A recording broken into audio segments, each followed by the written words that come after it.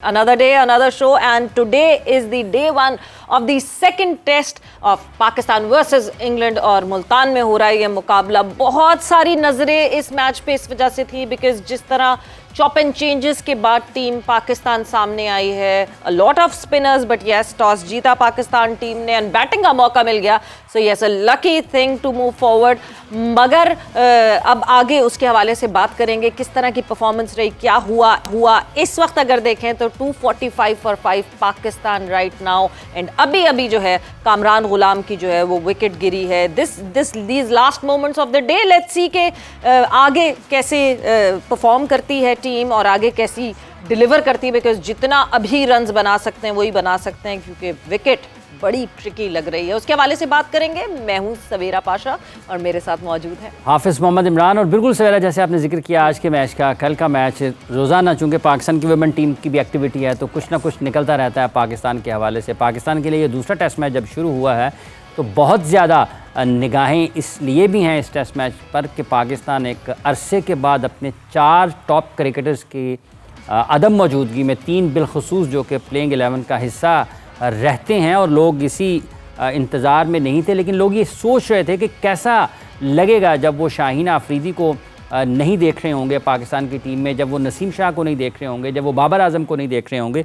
तो ये एक बिल्कुल मुख्तलिफ सा क्रिकेट मैच है पाकिस्तान में, बिलखुसूस उन क्रिकेट के परस्तारों के लिए जिन्होंने गुज़िश्ता 8-7 बरसों में इन सब को वक्तन फ़वक्तन इकट्ठे खेलते हुए देखा। तो ये इस लिहाज से ज़रा मुनफरिद ज़रूर था। बिल्कुल। और अभी तो जाहिर सी बात है बैटिंग करिए पाकिस्तान, जब बॉलिंग की बात आएगी तब होगा कि नहीं जी, क्योंकि हम काफ़ी अरसे बाद इतनी स्पिन हैवी टीम देख रहे हैं पाकिस्तान की।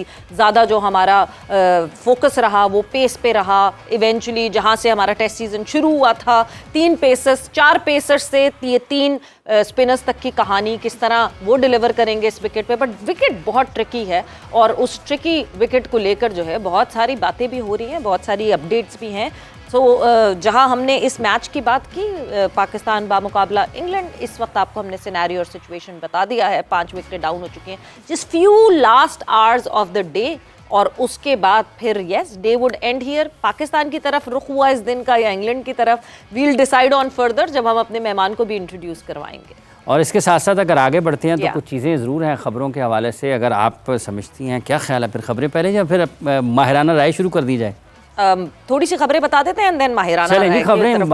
आपने कौन सा रोज करना है, अगर आपने कहा तो ऐसे कर लेते हैं। तो पहले फिर आप शुरू करें ना ज़रा, अगर खबरों की बात आपसे, तो अगर आप कहती हो तो आप शुरू करें, कहती हैं तो मैं कर देता हूँ। आप शुरू कर दें, मैं कर दूँ। और तो ये जो आपने स्पिन हैवी पिच की बात की है, ये दुनिया भर में ज़ेर बहस है।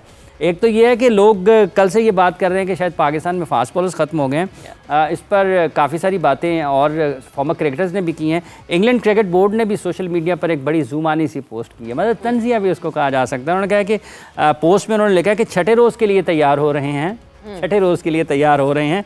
बाद में उन्होंने छठे रोज़ को काट कर वनडे लिख दिया है, और ये वो टेस्ट मैच की पिच है जिस पर हम अभी, आपने कहा कि स्पिन हैवी पिच है, बिल्कुल तो ये उसी हवाले से है। मतलब हमारे मीडिया को क्रिटिसाइज किया जाता है कि हमारा मीडिया बहुत ही क्रिटिकली देखता है।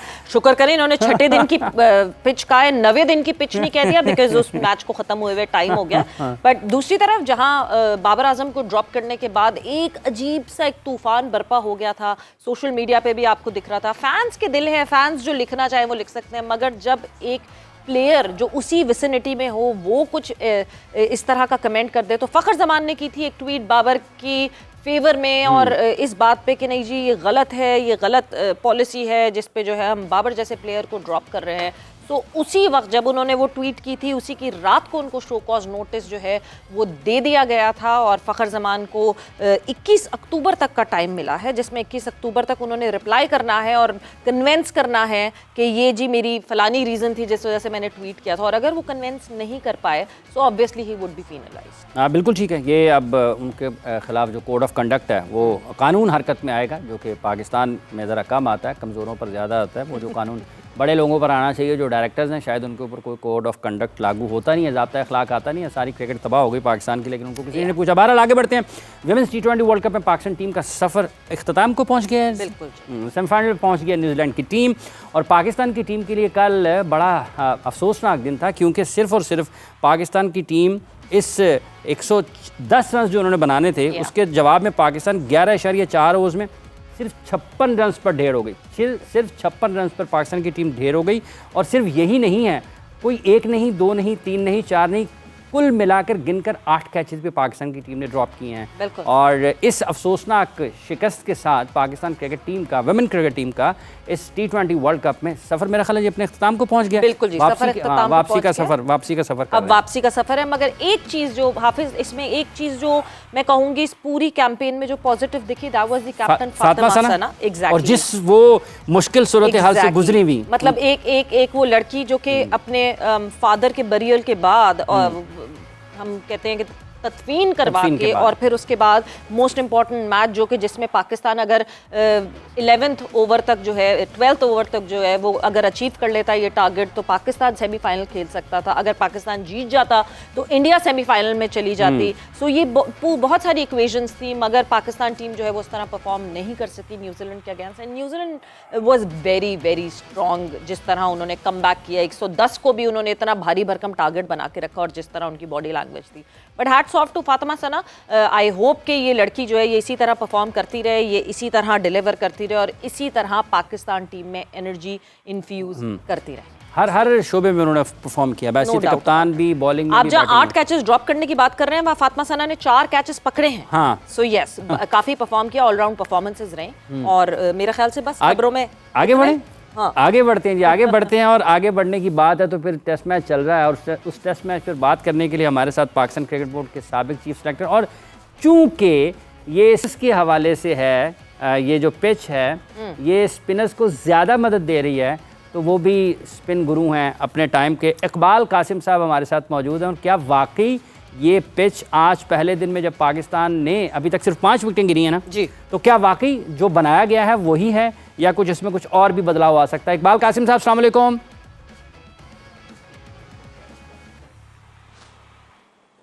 इकबाल साहब, आपको आवाज़ आ रही है? आप हमारी आवाज़ सुन सकते हैं? बहुत कम आ रही है, प्लीज। अच्छा, हम जरा जोर से बोलते हैं, और भाई ऑडियो का लेवल सही कर दीजिए कि इकबाल कासिम साहब सुन सकें आवाज़। जिस तरह कंडीशंस की बात हो रही थी इकबाल साहब, स्पिन विकेट है, विकेट पे ग्रिप करेगी बॉल, क्या इसी तरह हम समझें, या फिर ये एक सरप्राइज ही रहेगा हमारे लिए कि ये विकेट क्या करेगी?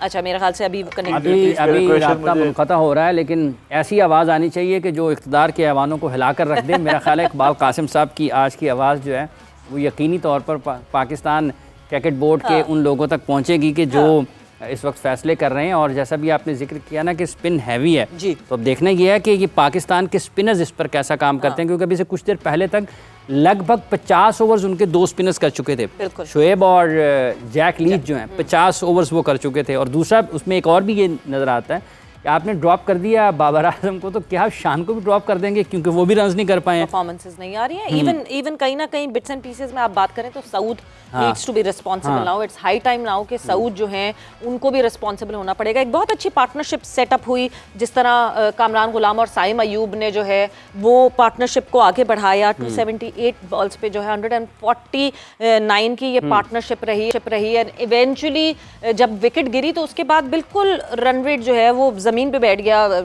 सऊद शकील जिस पोजीशन पे आए थे, it was a very very tailor made situation for him. वहां से वो कैरी फॉरवर्ड कर सकते थे, मगर वो नहीं कर सके। मगर एक चीज़ हाफिज, जो कि आज के इस दिन से हमें ज़्यादा ओवरवेल्म नहीं होना चाहिए, मगर आज के दिन से एक चीज़ का बहुत अंदाज़ा हुआ। हमने अपने फॉर्मर क्रिकेटर्स को ये कहते हुए सुना कि हमारा जो डोमेस्टिक सिस्टम है वो ऐसा है, वो वैसा है, लड़के को जो है 3 से 4 साल लग जाते हैं अपने आप को इंटरनेशनल में अंडरस्टैंड करने के लिए, सिनेरियो को। मुझे लगता है कि हम बहुत ज़रूरत से ज़्यादा अपने डोमेस्टिक सिस्टम को डीरेल करते हैं, डिमीन करते हैं। कामरान गुलाम आए ना डोमेस्टिक से, ये वही खिलाड़ी हैं जिन्होंने 2 साल पहले डोमेस्टिक में कायद-ए-आज़म ट्रॉफी का रिकॉर्ड तोड़ा था। कोई तकरीबन 14 साल बाद या 11 साल बाद जो है वो मोहम्मद यूसुफ का रिकॉर्ड टूटा गया था कि मोस्ट रन सीजन में बनाए थे उन्होंने फर्स्ट क्लास में। सो कहीं ना कहीं प्लेयर्स जो लॉन्गर फॉर्मेट खेल रहे हैं डोमेस्टिक में, उन्होंने डिलीवर भी किया और आज डिलीवर करते हुए दिखे। देखिए उन्होंने 100 कर दिया ना डेब्यू के ऊपर, आप उनको पसंद करें ना करें उससे किसी को क्या फ़र्क पड़ता है, कोई उसके लिए दुआ करे, कोई बात दुआ करे, लेकिन जब उसको मौका मिला है इसी फर्स्ट क्लास सीजन से यही इसी फर्स्ट क्लास स्ट्रक्चर से खेलते हुए ऊपर आए हैं ना, आपका मामला तो असल एबिलिटी का है।